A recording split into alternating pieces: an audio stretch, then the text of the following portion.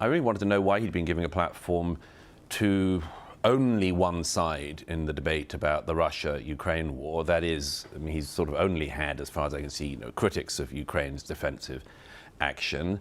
Likewise, he seems to have only had critics of Israel on, and no people who are, like me, defenders of Israel's reaction to the aggression of Hamas. If you're looking for evidence of how out of touch legacy media is with a huge portion of the audience that is now consuming independent media like this channel, then just take a look at this rare interview of Douglas Murray with the BBC, because Douglas Murray doesn't have much interest anymore in the BBC for good reason.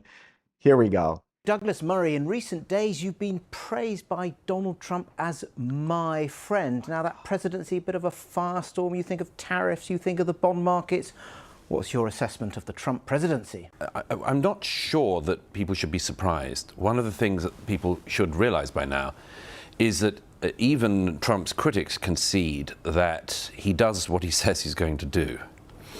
And on the campaign trail, when I went to Trump rallies to write about them, I noticed that, tariffs were always in there. You know this. The tariff issue, always something he said he was going to do. He's now doing what he said he was going to do, and people are surprised and shocked. Now, you've got something in common with Donald Trump, which is that you both appeared on the Joe Rogan podcast. Yes. Although your experience was rather different. Let's just listen to this clip.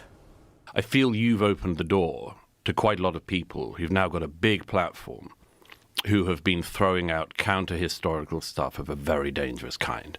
So what exactly is Joe Rogan doing wrong? Who's he platforming incorrectly? Well, Joe Rogan's a friend. I've been on his podcast many times, but I really wanted to know why he'd been giving a platform to only one side in the debate about the Russia-Ukraine war. That is, I mean, he's sort of only had, as far as I can see, critics of Ukraine's defensive action. Likewise, he seems to have only had critics of Israel on, and no people who are, like me, defenders of Israel's reaction to the aggression of Hamas. And there's a third thing, which is the strange historical revisionists that he's also had on his show. I'm not trying to shut down anyone's debate or discussion, and I'm all for historical, inquiry, and like many people, I thrive on that. However, if you start pushing people who claim, for instance, that Churchill was the chief villain of World War II, and you don't counter that with responsible mainstream historians who can show you that that is ahistorical BS, I think you're misleading your viewers at some level. And I mean, a lot of people on the American right have worried about this for a long time. A lot of people on the American right didn't want to call out Joe Rogan or ask him about this. I felt I couldn't not do it. Now, in your book, you talk about how Hamas is a pro-death cult movement, and you talk about how some of their language has been absorbed in the West. You talk about those protests taking place at US and indeed UK universities, and you're saying that if the West is not careful, I think you talk about how this misplaced Western sympathy could embolden forces that perpetrate a culture of violence. What do you mean by that? Well, Hamas is self-confessedly a death cult. It worships death. It glorifies in death. It praises and seeks death. In the aftermath of October 7th, many people passed over Hamas's actions and got straight onto the issue of the Israeli counteraction. I didn't want the realities, the facts of what happened on the 7th to get lost in any way. Many people have done great reporting and journalism in the aftermath of that atrocity to put together what happened that day. But I spent most of the last 18 months there speaking to families, speaking to survivors, going around the hospitals, the morgues even, and finding out from the people hiding in their homes, from people who were slaughtering their relatives, right the way up through the Israeli war cabinet and much more. I've tried to piece together what happened on the day.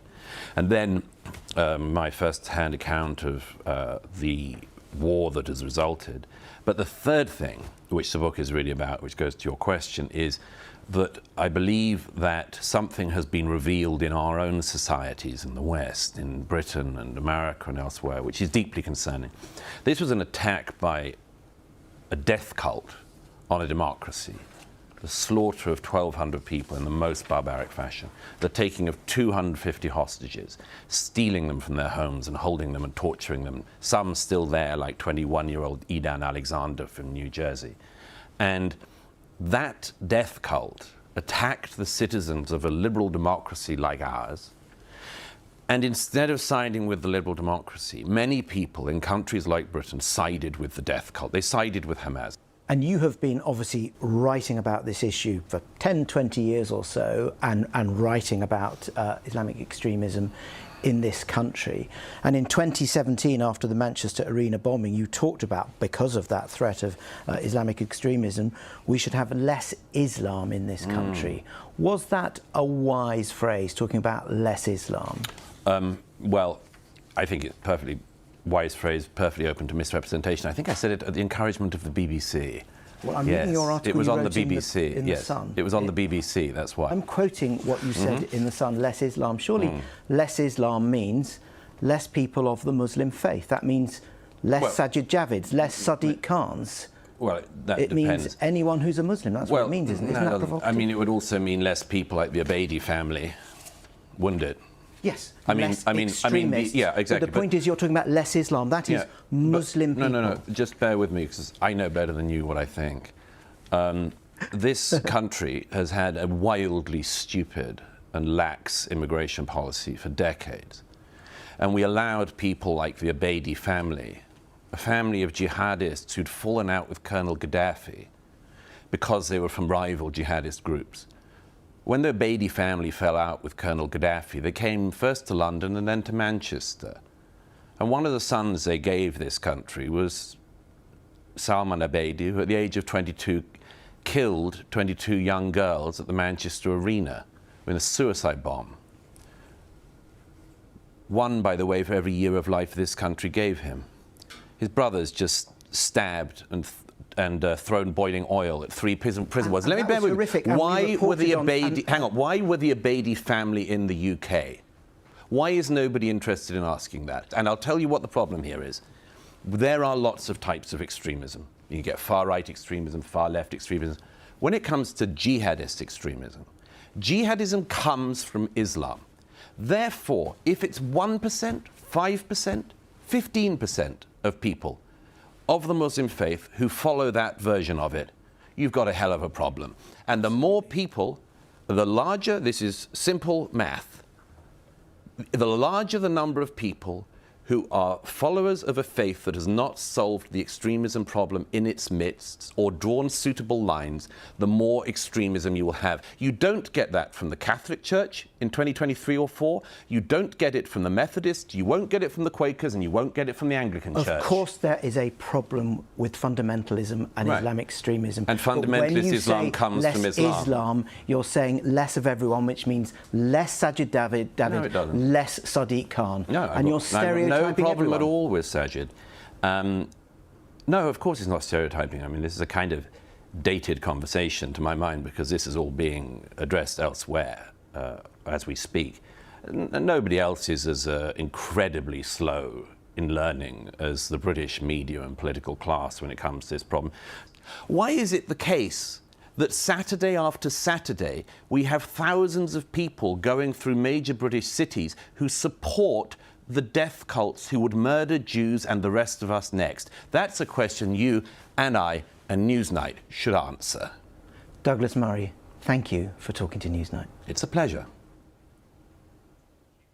That was Douglas Murray talking to me earlier.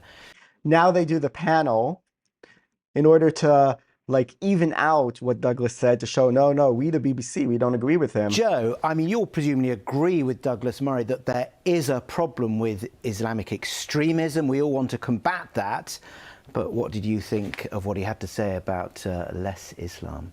Well, I think you were charitable in saying that he was talking to you earlier. I mean, he was sneering in a very self-satisfied way with a extreme arrogance.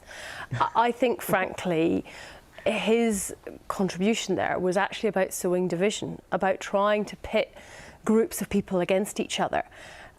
There is no contradiction, nor should anyone say that there is, between being appalled at the acts of October the 7th, of the atrocities that Hamas carried out, and also being appalled at the violence meted out to children in Gaza hospitals. I think most people watching this show would feel appalled and horrified at both of those circumstances. And part of the problem here is when people are told they have to choose a side. Actually, this is about whether or not you're taking the side of division or whether or not you want to have the side of people getting along and, you know, living alongside one another in a country, as most people want to do and as mostly happens. And I think, frankly, the message that he is peddling is one of division that is deeply unhelpful. Anita, do you think that Douglas Murray has a point? He talks about how we have a wildly stupid and relaxed immigration policy that has meant that fundamentalists have come to this country, have been fostered in this country by some organisations.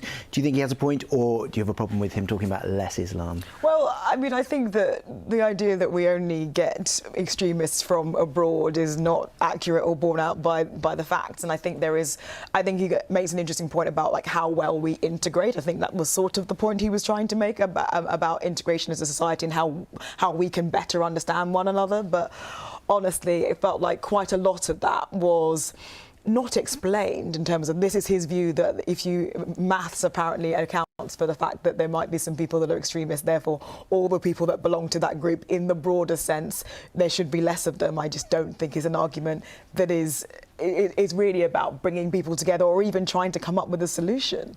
And Matthew... Matthew, now you tell me also why Douglas Murray is wrong and why he's racist and why he's divisive. It's just so funny that it's like, to combat Douglas Murray, they need to put together their crack squad of this panel to show how out of touch he is and how crazy he is. But really, this is what's really going on. There's some extremists from abroad, but you know, it's nothing really. So this is just showing how out of touch the legacy media, BBC, are with so much of the public who can see through this BS and understand what's going on. Now, you can disagree with Douglas Murray, but it's kind of funny that you need to put this whole panel together to like, you can disagree with Douglas Murray, but there's a lot of people out there who are right on board with what he is saying and completely see through your BS of what you're saying, and you're standing there as if he's like the fringe and you guys are the mainstream. And those days are over now, because independent media can just completely blow open the door on that. But we also saw in that interview some of the dangers of independent media now that the discussion has been blown open. So it means, on the one hand, that some of the insane biases and lies that legacy media have been throwing at us for years can be challenged. On the other hand, it means any crazy, whack, lie, extreme idea can also make its way into a huge audience, like what happened with Joe Rogan with bringing on, there was the thing there that where Douglas Murray challenged Joe Rogan on his show, but also Joe Rogan has brought on, for example, Daryl Cooper, who was the guy who said that, you know, Churchill was the chief villain in the Second World War and Hitler is kind of misunderstood. And he brought on Ian Carroll, who was an insane conspiracy theorist, Jew-hating psychopath, who actually said we need to introduce these Jewish conspiracy theories slowly so like the public can be acclimatized to it. So yeah, I mean, there's also problems with the independent media, that it's like the field has been blown wide open, and like this shows the problem of both things. We can't go back to the era where BBC policed everything. That was terrible. But this new era of wide open media also has problems. It's not like now we live in this perfect landscape. We don't. So it's a challenging time to navigate. Douglas Murray, someone who I do think is a voice of reason in challenging the narratives coming out of both spectrums of the media on a wide variety of topics, including mass migration and Islamic fundamentalism, as he showed there in the clip. Thanks for watching. I will see you in the next video. Bye-bye.